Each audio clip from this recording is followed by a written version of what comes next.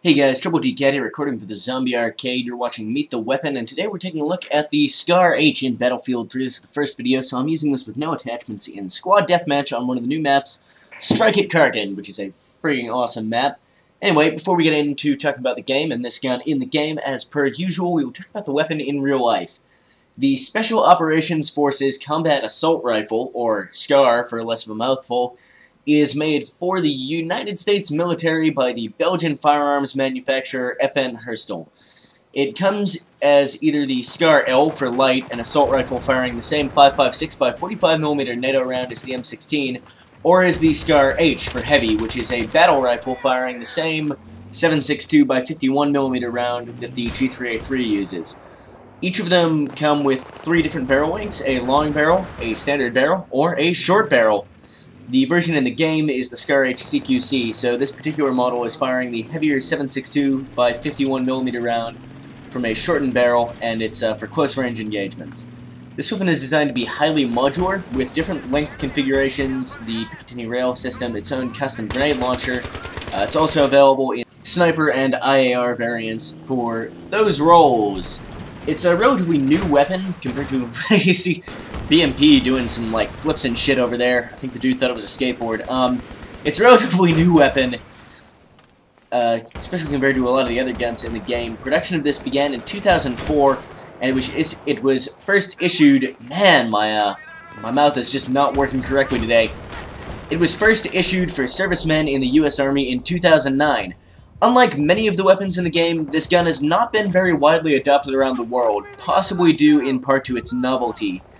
So, in the game, as you would most likely expect, this has better range than most of the carbines, a tiny bit higher damage, offset by a low rate of fire and a lot of recoil, because it's using that heavy 7.62 by 51mm round, same as in the G3A3. Personally, I'm not a giant fan of it, I'm not gonna lie. I find that the recoil and the low rate of fire is not that amazing. I mean, obviously, it's neither of those things is ever going to be good. High recoil and low rate of fire, amazing! The high damage is nice, and it does have superior range compared to most of the other carbines. It's not terrible, it's not my least favorite carbine. Probably that would be the AKS-74U, or maybe the A91. I don't really care for that either. But it doesn't really suit with my my stylings personally, what I tend to enjoy. Also, it doesn't help doing the naked loadout for this gun that the iron sights are pretty awful. Yeah, I love revives. I got a decent ratio in this game, largely thanks to my squad reviving me. I really don't like the iron sights on this gun. Anyway, as I was saying, I liked it a bit more pre-patch. It got toned down in a patch, but to be honest, I think it did kind of need the nerf for balance reasons. It was a little bit too fast to kill previously, perhaps. They toned down the damage a little bit, and I think that was probably for the best, but I don't enjoy it as much now that it's not overpowered. Funny how that works. But it's not bad, and I get decent work done with it in this game, mostly up close, where the damage is highest. But that low rate of fire can screw you a little bit up close compared to other carbines. Nonetheless, I make it work for me. I'm looking very much forward to doing the back to Karkin weapons on this show. I've got 6 of the 10 new weapons unlocked so far. The FAMAS will be coming up right after I've done all the SCAR H videos, because I've got the first service start with that, I've got the unlocks, I got the kills to pay the bills. You can now pay your bills with murder. I guess if you're some kind of professional hitman. Anyway, moving on. My hobbies aside, I'm very much looking forward to doing those.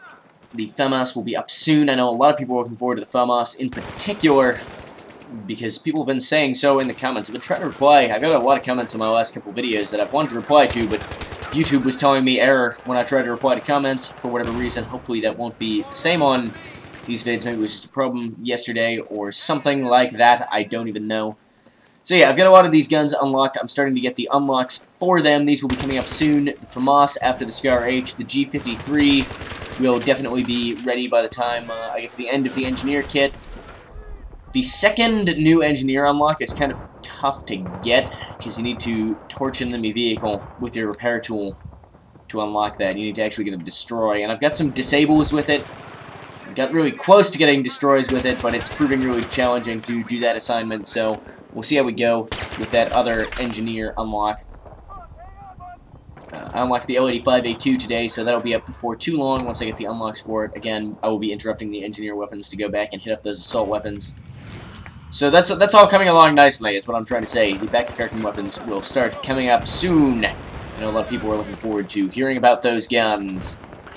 And soon, your time will arriving. I think I actually destroyed their bimp here. Maybe? Possibly? Maybe not? I don't know. Are my RPGs able to blow up, to kill, to explode the enemy vehicles here? I can't even say. Oh yeah, radio dish is getting in my way. This was a cool team of dudes. I played a few matches with these guys. Actually, I played 7 matches with these guys or something. And got my L85A2 unlocked by the end of that. 5 wins in 7 matches playing with these dudes. We actually got in a voice communication channel for the last few, which was cool. Unfortunately, kind of a pain in the ass to accomplish. We ended up going through Steam, because there is no in-game VoIP, and I don't know, apparently they were using that, not Datalog for voice, so whatever. That lack of in-game VoIP does occasionally bite you in the ass, although for the most part I don't really mind, on account of the fact that me and my friends almost always use third-party chat anyway, such as Steam or Xfire or Ventrilo, or now we do use Datalog a fair bit. I don't know, in-game VoIP would be nice, but we can survive without it, I suppose. I know a lot of people are really looking forward to that feature, and I do kind of hope it's added. Although it's not the most essential thing in the world to me. I think I picked up a G3A3 for a bit here, with a weird-ass attachment loadout. Yeah, because my buddy friends, they've been reviving me so well, and I'm like, you know what, I'm gonna contribute to the reviving end. And he's rocking a suppressor, a foregrip, and a 3.4 times sight, and I guess it's not that weird a loadout, it just looks kind of funny. That 3.4 times sight on top there, and as I was discussing last night on the live stream, the most important thing with your weapon loadout is going to be how your gun looks, and this is kind of funny looking, so I would say this is a pretty poor loadout because of that. Getting shot at by some kind of sniper here. Never good. This map, I love this map. Did I talk in my other video about how amazing all the new maps are? I'm going to be trying to, these first 4 videos, each one of them on a different Back to Karkin map. So, yesterday we had Sharky Peninsula, today is Strike at Karkin, and the next 2 days should be Gulf of Omen and Wake Island. In theory, it somewhat depends on what map I happen to get a good game on, but that is what I'm going to try and do for you guys to show off all the new maps. Getting taken out by a mortar there. Feels bad, man. Dumping all over those dudes. I don't know, I should have died there. left with 2% health. Left with that 2% health, which is good for me, I guess, but not so good for those dudes. I'm sure that guy who I killed there was super mad when he saw the kill cam. He was like, oh, 2%. That 2%, keeping me alive. And we got only 2 more kills in this game. We do end up cleaning them up nicely. We won by a pretty good margin. This was the second match I played with these guys. First one we won, and we won by a nice solid lead. My lead is so solid. As always, let you guys see what awards I got, what my stats were for this match. Let me know what you thought of the video, and until tomorrow, Troubletcat out.